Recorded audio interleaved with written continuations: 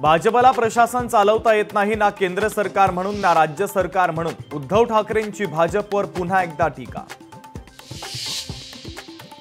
सरकारने जाहीर केलेली मदत तुटपुंजी. शेतकऱ्यांना 50,000 हेक्टरी मदत करा आणि शेतकऱ्यांच्या कर्जाची हमी घेऊन कर्जमुक्त करा. उद्धव ठाकरेंची मागणी. लक्ष्मण हाकेंच्या गाडीवर हल्ला. बांबूने गाडीवर मारण्याचा प्रयत्न. हाके सुरक्षित. हल्ल्याप्रकरणी 3 जणांना पोलिसांनी केली अटक.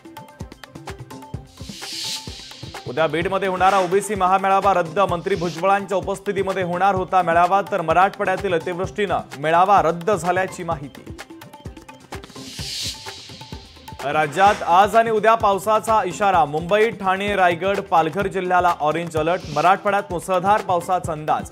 कोकणासह मध्य महाराष्ट्रात देखील मुसळधार पावसाची शक्यता.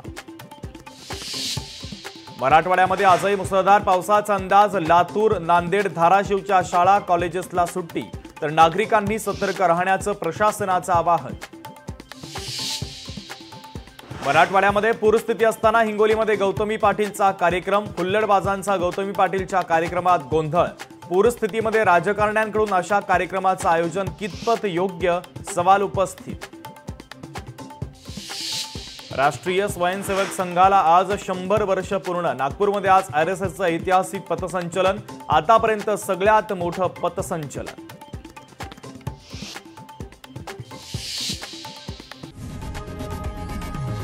लोकशाही मराठी ऐका, पहा, जागरूक रहा.